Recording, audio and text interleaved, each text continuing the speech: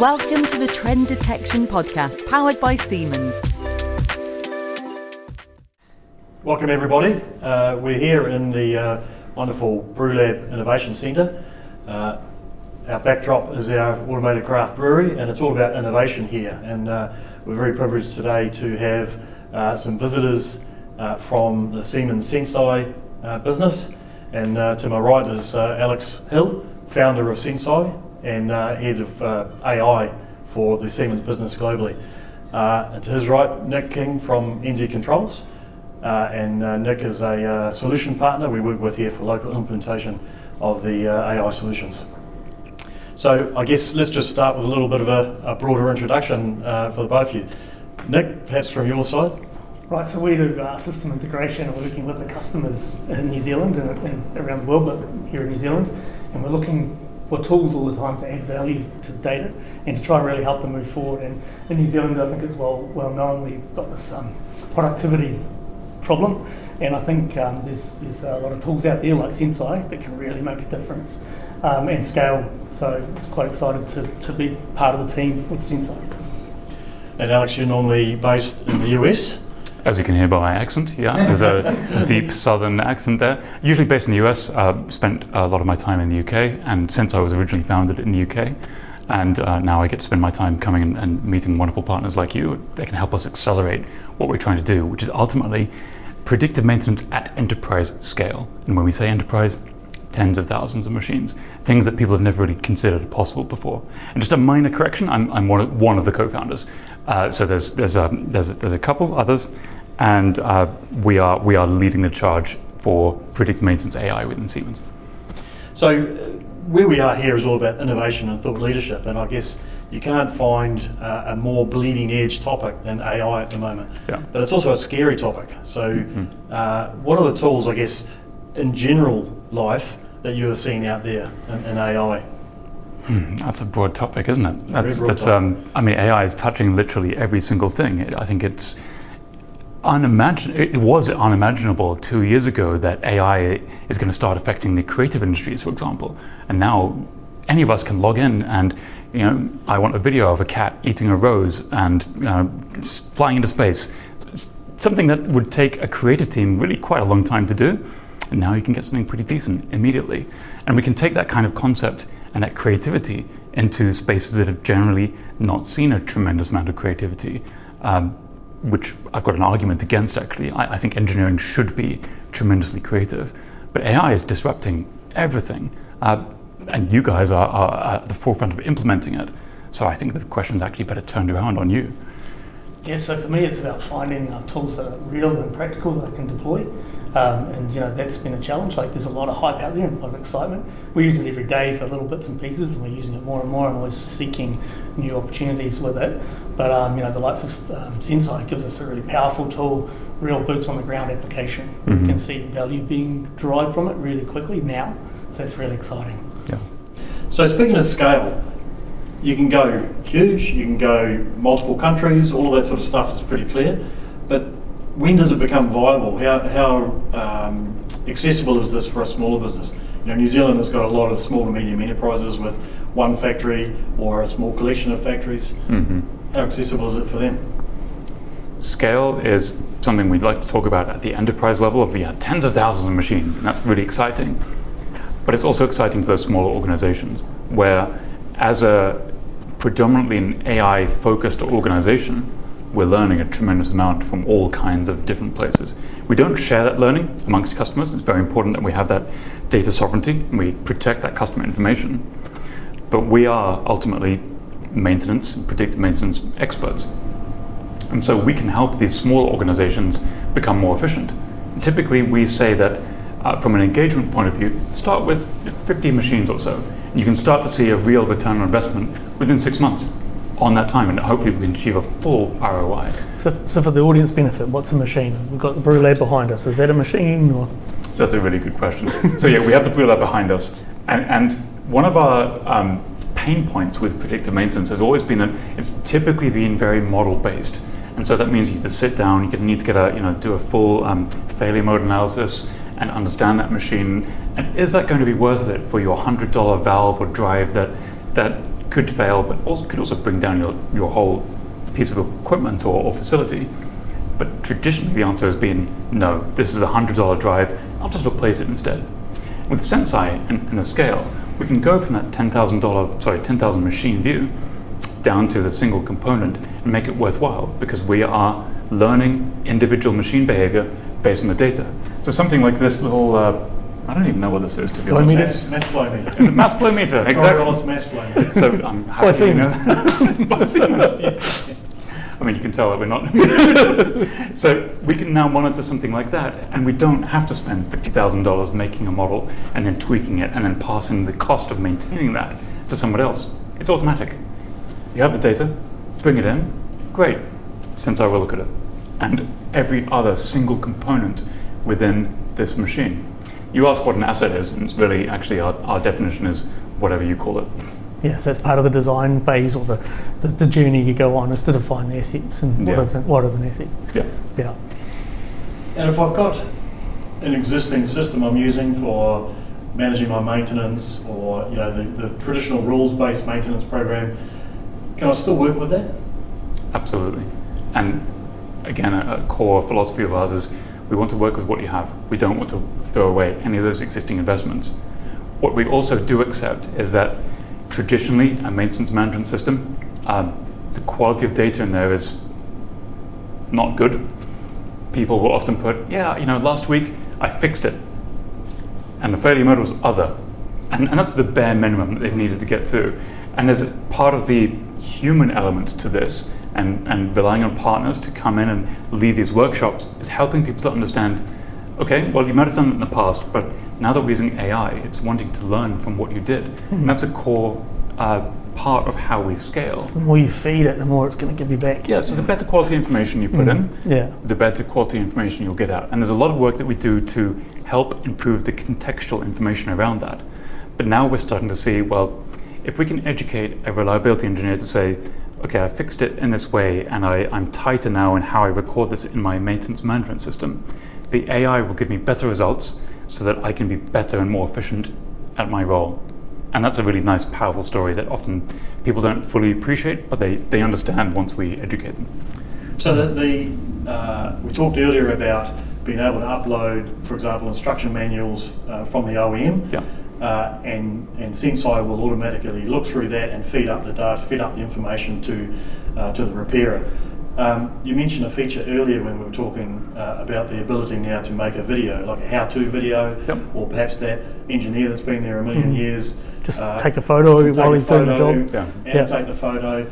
So all that is also ingestible by the Senseye tool. And it will feed that up here and potentially all of the sites around the world in any particular It's this institutional knowledge capture. What happens when your highly experienced maintainers leave?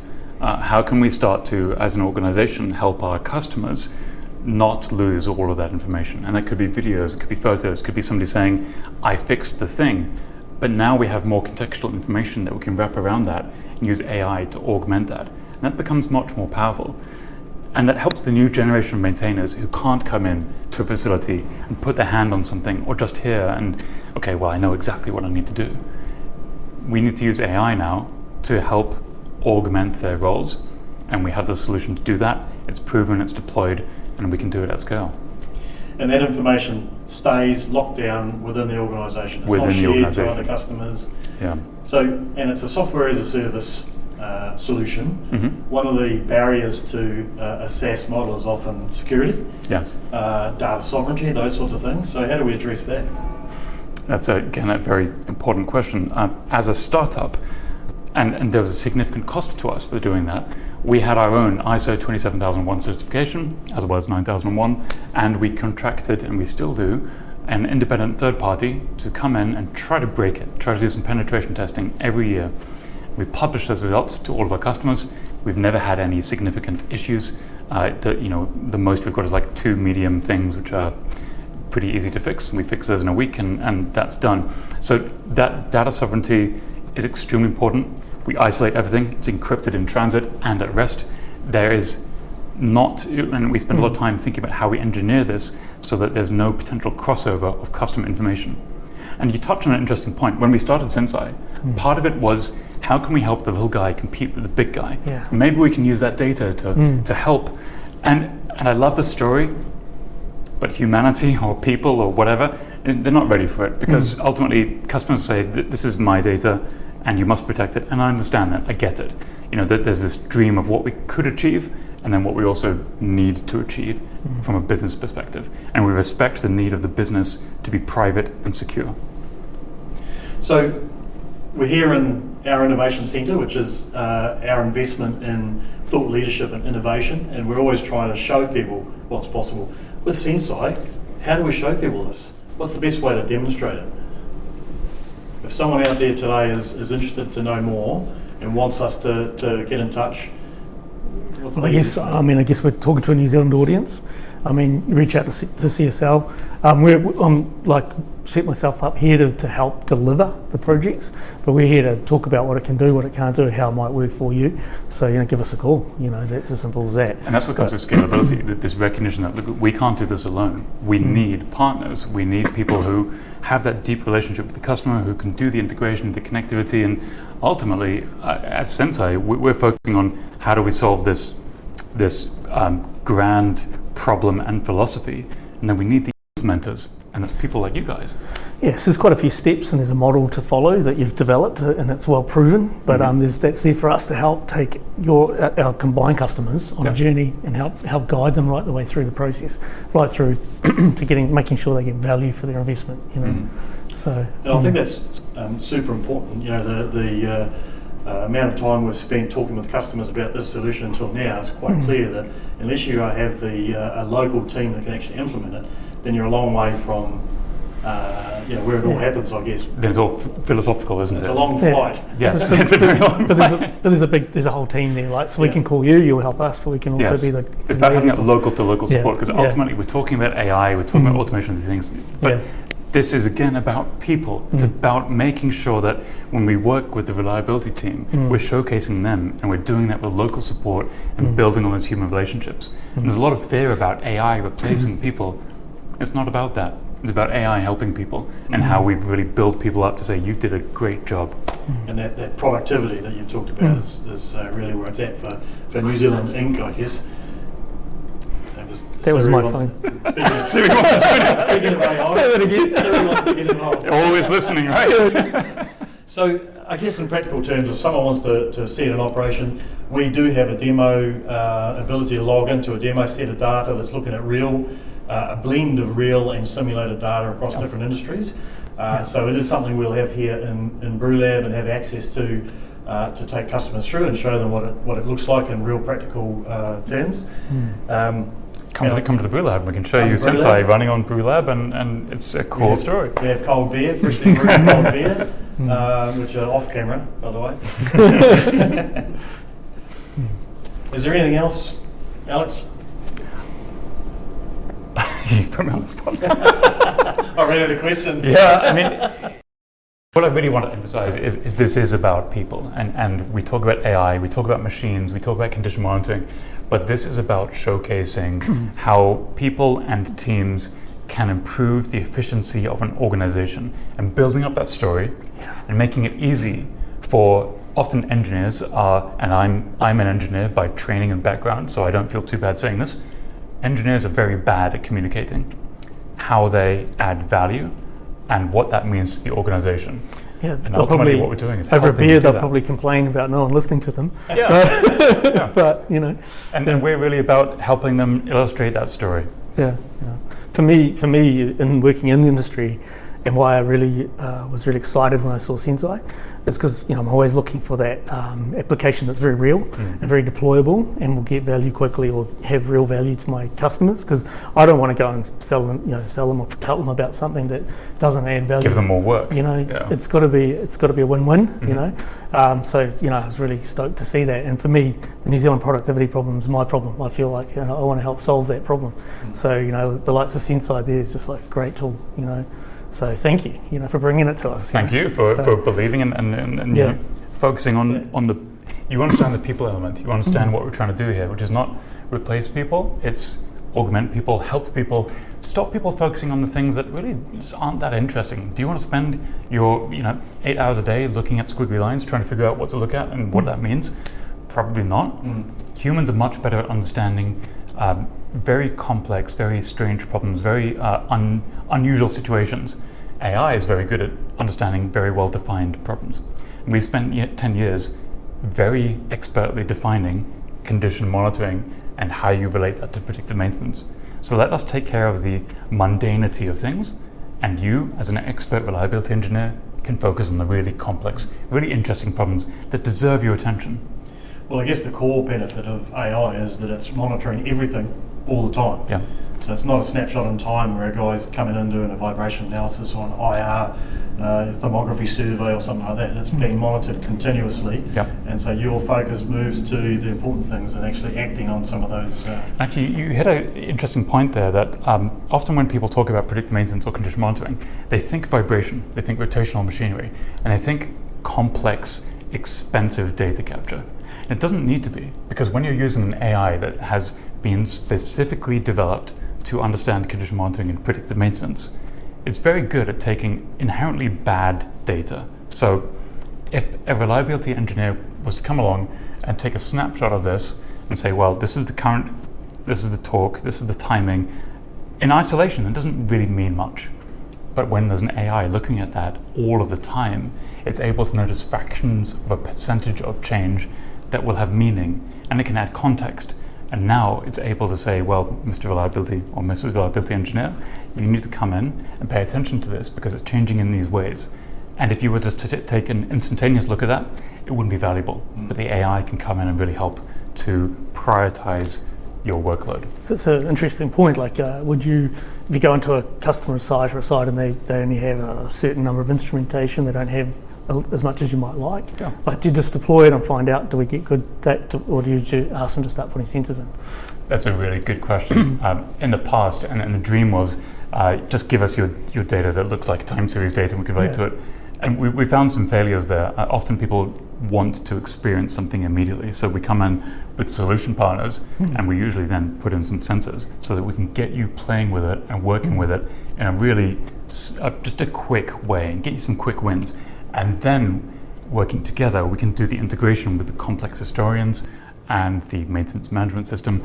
And that's the really powerful thing where, look, it's not worth your time and effort as an organization to put a vibration sensor on really, well, any of this. But you're already capturing this data. The PLC is controlling it, can already tell you the timing and the torque and the current. And previously that wasn't used for condition monitoring. But with AI and with Senseye, we can do that. And so it's the real dream of we can come in, we can instrument things that are really critical immediately, get you some value immediately, and then you can bring in all of this other information that traditionally wasn't thought of as condition monitoring information, but now can be. And some of our most successful customers have never installed an extra sensor. They've just queried the PLCs, and they don't necessarily need to be Siemens PLCs. We have all kinds of different manufacturers. As long as you have some form of automation installed in the last 20 years, you have benefit to be gained from Senseye. Cool. No-brainer, right? It sounds like a no-brainer to me, obviously, but let's talk a little bit about cost, price, value. A lot of people are going to go, yeah, but how much? Now, I don't want a price, but how accessible is it from a value perspective? Like, how quick is the ROI? I guess is probably the best. That's a good way to look at it. Typically, we aim for achieving an ROI with the customer between 3 to 6 months, which is phenomenally quick. So a 3 to 6 month return on investment for the Senseye. Correct. The cost of a Senseye deployment. Yeah, we want this to be a no-brainer. We want this to be easy. It is not easy, and I'm not going to pretend it is, because there's a lot of integration. There's complexity in that. There's training. There's the methodology. There's some commitment required. There's some commitment. I would love it to be easy. That's still my vision. It's still what I'm pushing the team for. Just make it easy. But we have to still operate in the real world. Yeah. There is this commitment, time, effort, human resources that is still needed. And even with that, we can achieve an ROI. Got some vibration. Between 3 to 6 months. Vibration in the background. What even is that? A mystery machine. That's the compressor. Yeah. Speaking of vibration. So 3 to 6 months seems like an incredible return on investment. Very short time. Yeah. And that's why, again, we say scale. A lot of customers often will say, well, can I bring in my critical machines to test you out? Just 1 or 2. Yeah, and our argument will be, well, you can, but you will not see value and your project will fail because your critical machines are critical. You're already monitoring them. You're already looking at them. They're not going to fail in that time frame. I would love to be able to sit here and say we've never had any failures and it's been amazing and we're just perfect, but we're not. We have had failed projects, and many of those have been where the customer says, I've got my 20 critical assets, you monitor these, so we do, and we can't say anything interesting about them. They're expecting magic. Right, so magic, but they might be surprised what you actually come up with, like what Senseye tells them they didn't know about. Sometimes, but often, because it's a critical machine, it's fine. Because you've already got some really good scheduled maintenance on that. And actually, to relate back to an earlier point of yours, we do not advocate getting rid of your existing maintenance practices. This is a journey that you must go on. This is something that we developed the Senseye maintenance methodology around, of take what you have and build upon that. And as you trust the system more, you can get more and more value from it. And you can start to save money in your scheduled maintenance practices. But again, it's a journey. We're never going to say... Wind it back over time. Yeah. We're not going to say rip it out. And there will always be a blend. We'll never say it... Well, maybe. I would love to get to 100% predictive maintenance. But realistically, you have safety cases, business cases, some areas are safety critical. You need to do these things. And so it's a blend of technologies. It's a blend of methodologies.